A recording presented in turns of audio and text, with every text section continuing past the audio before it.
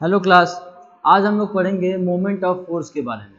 ठीक है, moment of force क्या होता है और उसको फोर्स सिस्टम में कैसे अप्लाई करते हैं, और या किसी सिस्टम में मोमेंट हम कैसे निकालते हैं, इसके बारे में हम लोग पढ़ेंगे।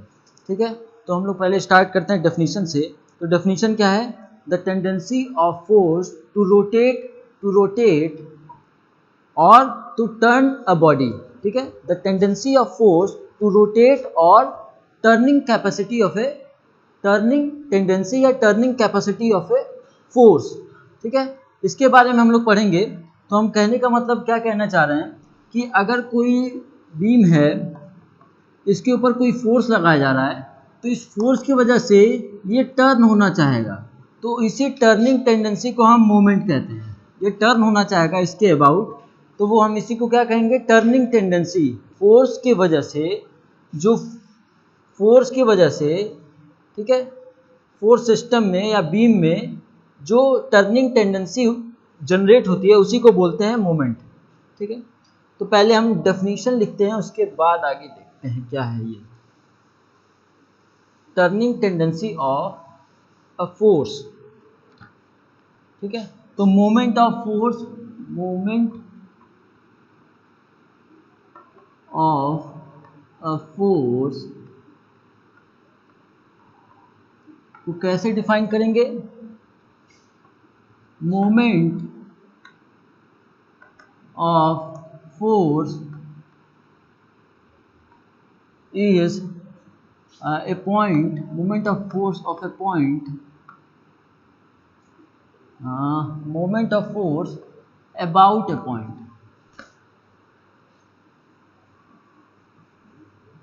ठीक है, moment of force about a point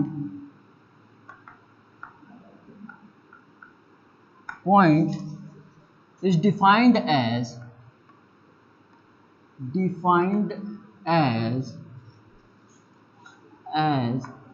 turning tendency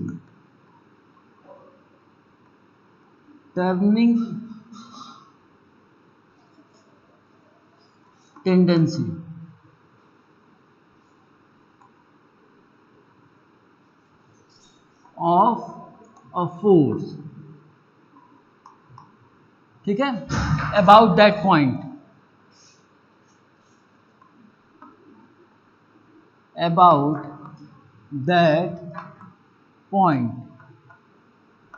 ठीक है,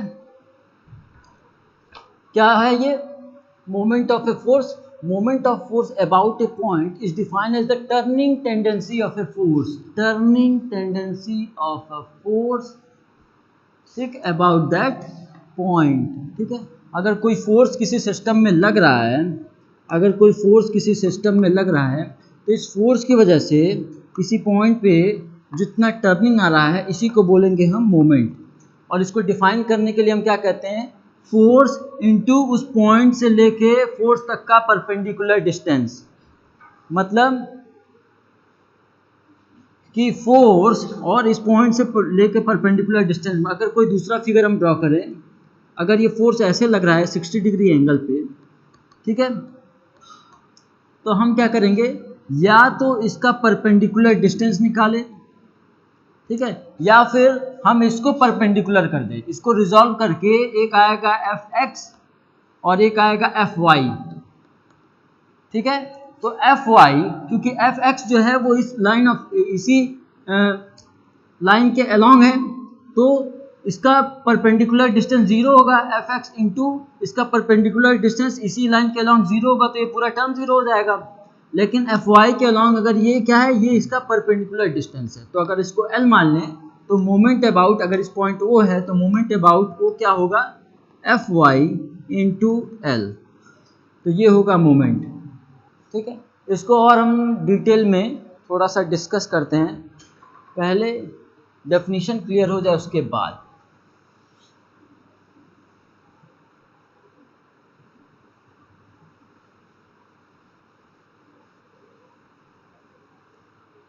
ठीक है,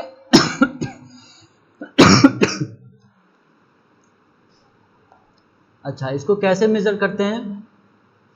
इसका मेजरमेंट का तरीका क्या है? मोमेंट को अगर मेजर करना है तो फोर्स इंटू परपेंडिकुलर डिस्टेंस से मल्टीप्लाई करेंगे तो जो यूनिट मुझे मिलेगा या हमको मिलेगा वो होगा मोमेंट। ठीक है, फोर्स से लेके हमको परपेंडिकुलर डिस्टेंस देखना होता है, तो इसके लिए हम क्या लिखेंगे, it is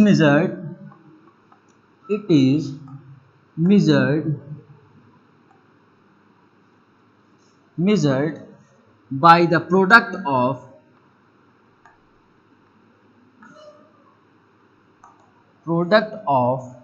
force and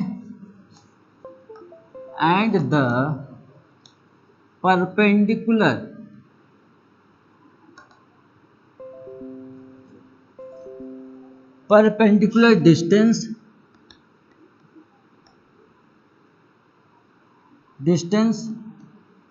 of the line of action of the force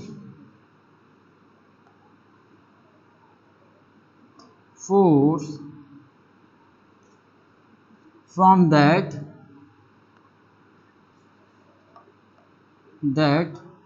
point। क्या है, it is measured the product of force and the perpendicular distance, किसका, लाइन ऑफ एक्शन का और फोर्स का। ठीक है, लाइन ऑफ एक्शन, मान लो ये कोई लाइन है और ये फोर्स लगा हुआ है, ठीक है, तो इस फोर्स और हम ओ पॉइंट पे मोमेंट जानना चाहते हैं, तो फोर्स इनटू परपेंडिकुलर डिस्टेंस, ठीक है, ये हमको मोमेंट बताएगा। ठीक है, इसको नोट करो, फिर उसके बाद आगे डिस्कस करते हैं।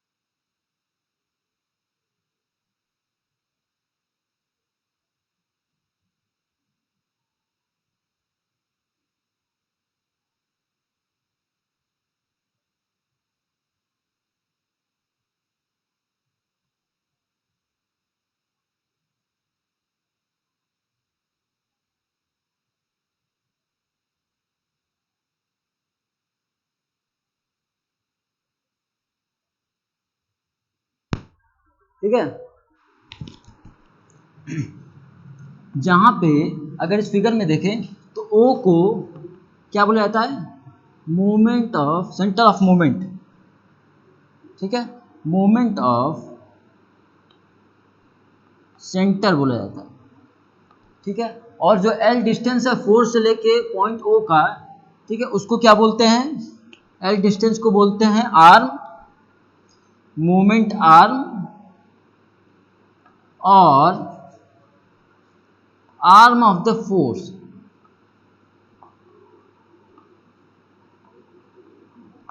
Arm of the force. ठीक है, इस ओ पॉइंट को, जिस पॉइंट के अबाउट हम मोमेंट निकाल रहे हैं, मोमेंट फाइंड आउट कर रहे हैं, उसको क्या बोलते हैं, मोमेंट ऑफ सेंटर। ठीक है, और ओ से लेके फोर्स के बीच का जो डिस्टेंस है, लेंथ है एल, उसको क्या बोलते हैं, मोमेंट ऑफ आर्म या आर्म ऑफ द फोर्स। ठीक है, मोमेंट आर्म या आर्म ऑफ द फोर्स। ठीक है,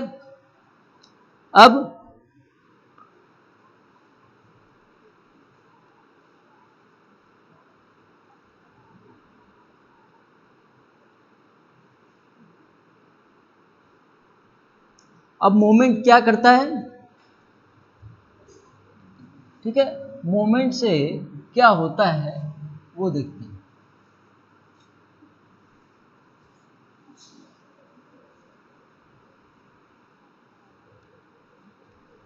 मोमेंट, ठीक है, इसके लिए क्या होगा, द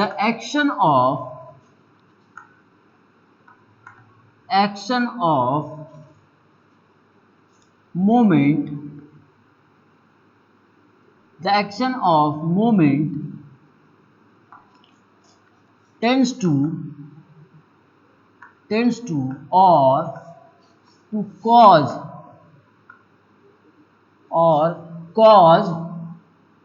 a rotational motion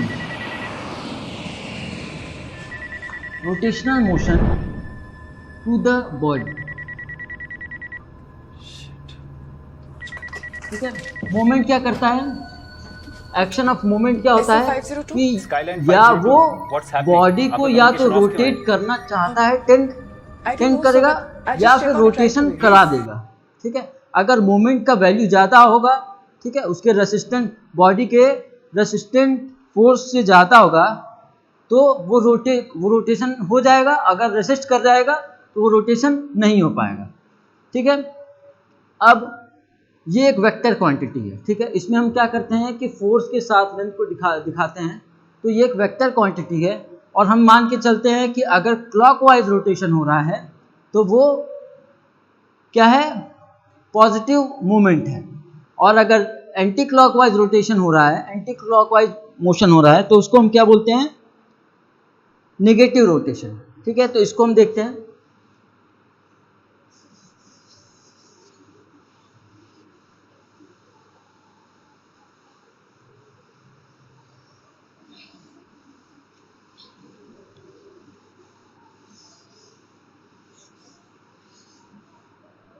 ठीक है,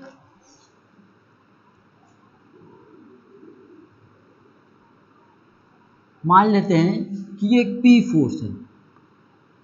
ठीक है, ये पॉइंट ओ है और यहाँ से यहाँ तक का डिस्टेंस एल है। ठीक है, तो मोमेंट क्या होगा, ये पी फोर्स जो है वो इसको क्लॉकवाइज रोटेशन कराना चाहेगा। ठीक है, ये पी फोर्स डाउनवर्ड लग रहा है, तो ये पी फोर्स ओ के अबाउट क्या होगा, इसको क्लॉकवाइज रोटेशन कराना चाहेगा। और अगर हम क्लॉकवाइज रोटेशन पॉजिटिव ले रहे हैं तो हम क्या लिखेंगे, ठीक है, हम लिखेंगे m इंटू क्या होगा, m का वैल्यू क्या होगा, p into perpendicular distance, p into L लिख सकते हैं। ठीक है, p into L perpendicular distance होगा, और ये क्या होगा, क्लॉकवाइज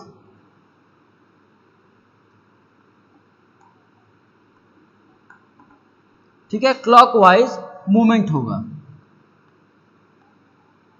और इसको हम क्या मानेंगे, पॉजिटिव, इसको हम पॉजिटिव मानेंगे। ठीक है, फिर नेक्स्ट, अगर सेम चीज P पॉइंट ये है, यहां से यहां तक का डिस्टेंस L है, और ये P फोर्स जो है वो अपवर्ड डायरेक्शन में लग रहा है, ये P फोर्स सेम वैल्यू, जो वैल्यू यहाँ है, जो मैग्नीट्यूड यहाँ पे है वही मैग्नीट्यूड यहाँ पे है, तो क्या होगा कि ये O के अबाउट इसको एंटी क्लॉकवाइज रोटेशन कराना चाहेगा, एंटी क्लॉकवाइज मोशन कराना चाहेगा इस O के अबाउट। तो यहाँ पे क्या होगा, m equal to minus P into L, क्यों, क्योंकि हम एंटी क्लॉकवाइज निगेटिव ले रखे हैं, क्या है, एंटी क्लॉकवाइज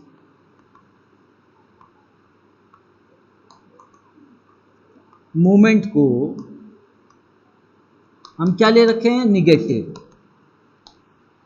ठीक है, फिर से देखते हैं, ये पॉइंट O है। ठीक है, पॉइंट O है, O पॉइंट से L डिस्टेंस पे कोई फोर्स लग रहा है P डाउनवर्ड, तो ये P फोर्स O के अबाउट इसको क्लॉकवाइज रोटेशन कराना चाहेगा, क्लॉकवाइज रोटेशन कराना चाहेगा इस P के अबाउट, ये क्या होगा, क्लॉकवाइज रोटेशन कराना चाहेगा। ठीक है, तो जो क्लॉकवाइज रोटेशन कराना चाहेगा और हम क्लॉकवाइज को पॉजिटिव ले रखे हैं, तो मोमेंट का वैल्यू क्या होगा, P इंटू परपेंडिकुलर डिस्टेंस, यानी P इंटू O से P तक का परपेंडिकुलर डिस्टेंस।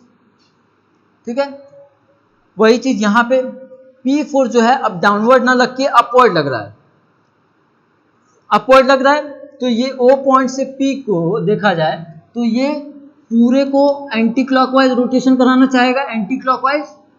ठीक है, इसको एंटी क्लॉकवाइज रोटेशन कराना चाहेगा, तो जब एंटी क्लॉकवाइज रोटेशन होगा, और एंटी क्लॉकवाइज को हमने क्या मान रखा है, निगेटिव। ठीक है, तो मोमेंट का वैल्यू क्या होगा, m equal to minus P into L, ठीक है, m equal to minus P into L. अच्छा एक चीज और, इसका यूनिट क्या होगा, अगर हम p को न्यूटन में लिख रहे हैं और l को मीटर में लिख रहे हैं तो मोमेंट का वैल्यू यूनिट क्या होगा, न्यूटन मीटर। समझ में आ रहा है, ठीक है। अगर हम p को न्यूटन में लिख रखे हैं और डिस्टेंस को जो p फोर्स है वो न्यूटन में है उसका वैल्यू, और लेंथ जो है वो मीटर में है, तो मोमेंट का जो यूनिट आएगा वो क्या आएगा, न्यूटन मीटर, ठीक है। सिमिलरली अगर हम p को किलो न्यूटन में लिख रखे हैं और l को मीटर में लिख रखे हैं तो मोमेंट का वैल्यू क्या आएगा, किलो न्यूटन मीटर, ठीक है। समझ में आ रहा है, ठीक है। इस तरीके से इसको हम डिनोट करते हैं इसके यूनिट को, ठीक है।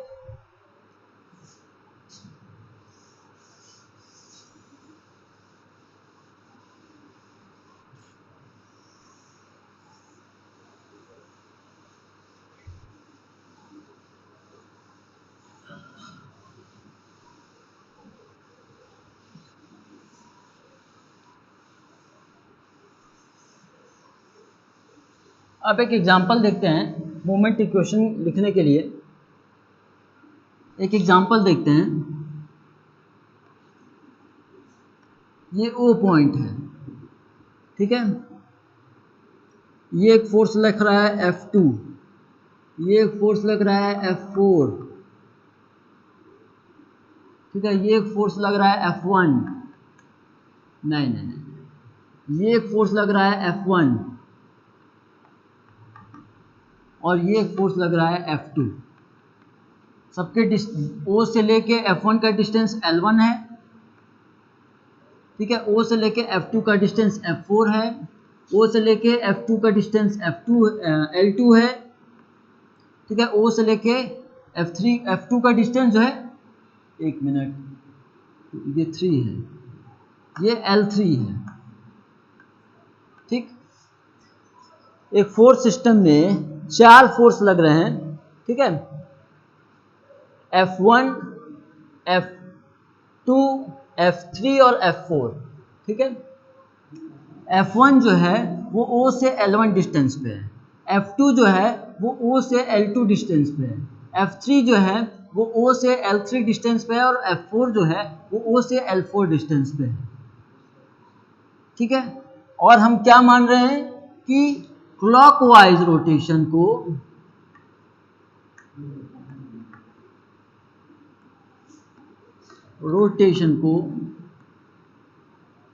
क्लॉकवाइज मूवमेंट पॉजिटिव ले रहे हैं, ठीक है। और एंटी क्लॉकवाइज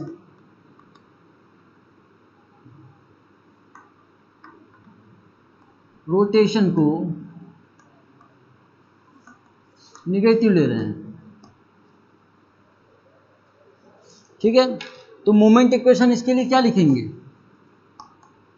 जो क्लॉकवाइज है उसको पॉजिटिव लिखेंगे, जो एंटी क्लॉकवाइज है उसको निगेटिव लिखेंगे, ठीक है। क्या लिखेंगे, F1 एंटी क्लॉकवाइज, फिगर को देखते हैं, F1 एंटी क्लॉकवाइज रोटेशन करा रहा है, F1 का डायरेक्शन जो है वो अपवर्ड है, ठीक है, वो एंटी क्लॉकवाइज रोटेशन करा रहा है,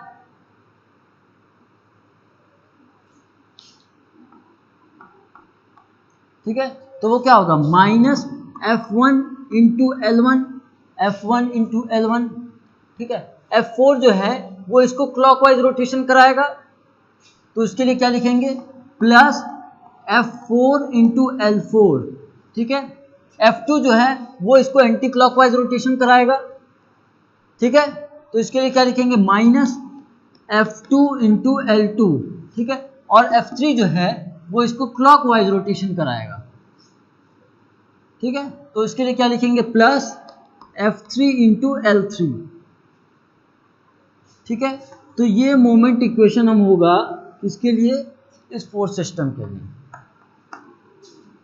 ठीक है। इस फोर्स सिस्टम में 4 कोप्लेनर फोर्स लगे हुए हैं, ठीक है। 2 क्लॉकवाइज है, 2 एंटी क्लॉकवाइज है, ठीक है। ये एंटी क्लॉकवाइज है, ये एंटी क्लॉकवाइज है, और F2 एंटी क्लॉकवाइज है। F1 F2 एंटी क्लॉकवाइज है और F3 F4 जो है वो क्लॉकवाइज है। तो अगर क्लॉकवाइज को हम पॉजिटिव ले रहे हैं तो वो पॉजिटिव होगा, ठीक है, और एंटी क्लॉकवाइज को अगर निगेटिव ले रहे हैं तो वो निगेटिव होगा, ठीक है। तो क्या लिख रहे हैं हम, F1 इंटू L1 माइनस में क्योंकि anti clockwise, F4 into L4 positive क्योंकि क्लॉकवाइज, फिर minus F2 into L2, F2 into L2 ये एंटी क्लॉकवाइज रोटेशन, और last F3 into L3, F3 into L3 ये क्या है, क्लॉकवाइज रोटेशन, ठीक है। तो ये आया है इसका moment equation, a principle of moment, ठीक है, इसको नोट कर लो, फिर उसके बाद आगे देखते हैं।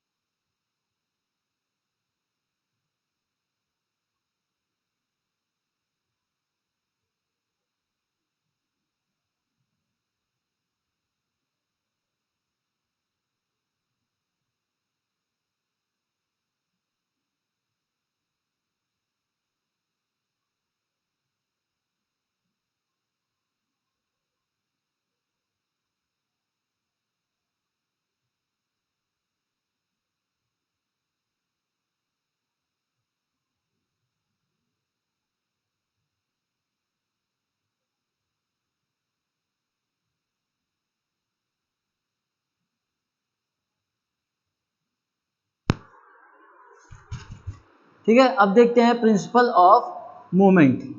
तो प्रिंसिपल ऑफ मोमेंट को का स्टेटमेंट क्या है पहले वो देख लेते हैं, ठीक है।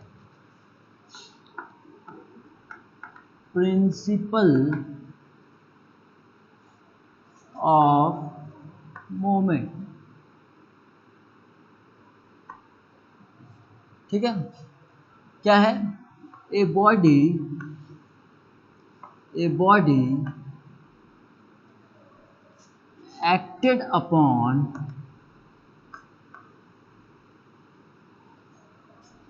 by a number of coplanar force will be in equilibrium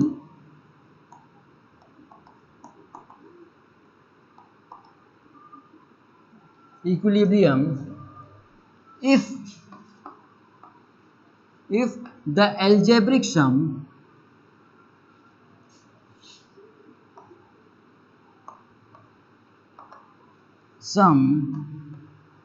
of moment of all the forces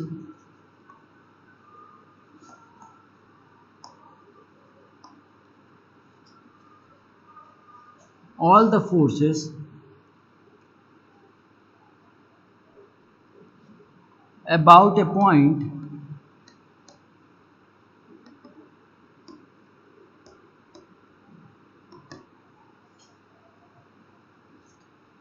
lying in the same plane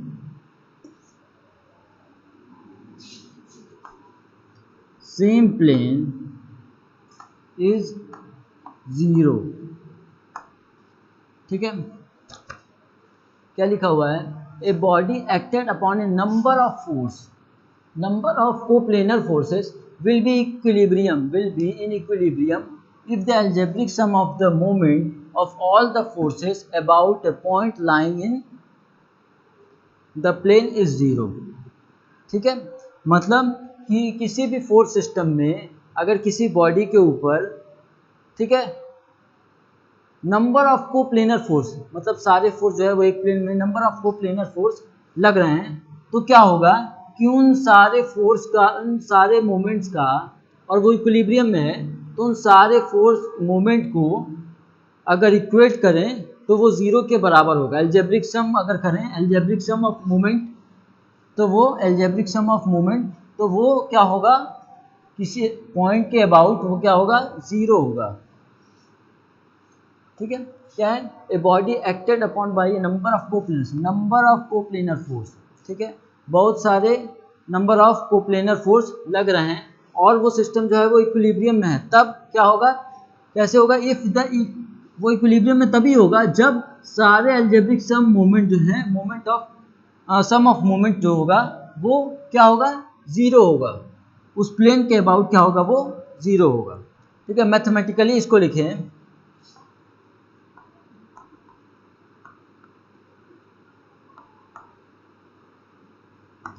mathematically लिखें तो summation of all the moment equals to zero.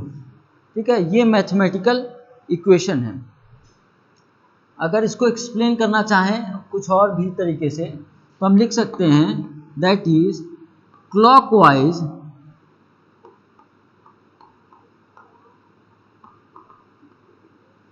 ठीक है, clockwise movement equals to anti clockwise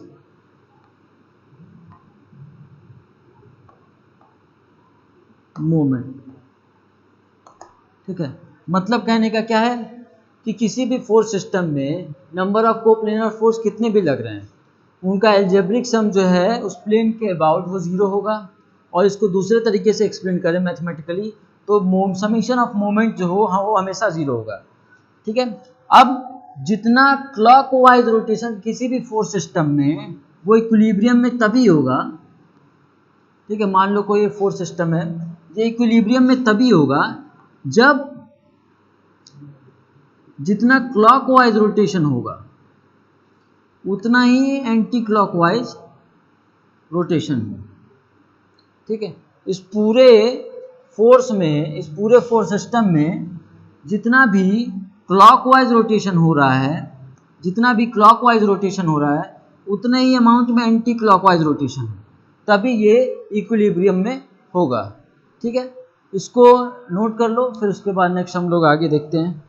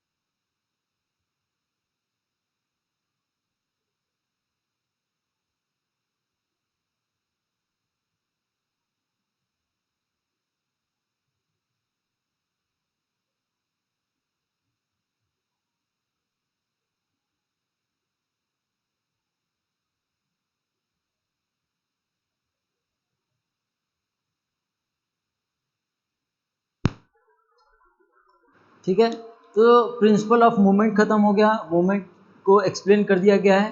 ठीक है, अगली class में, अगले video lecture में हम लोग एक न्यूमेरिकल लगाएंगे इस पर, उसके बाद आगे फर्दर इस पर कुछ वर्क दिया जाएगा, उसको आप लोग घर से सॉल्व करेंगे। ठीक है, तो अभी के लिए इस क्लास में इतना ही। Thank you.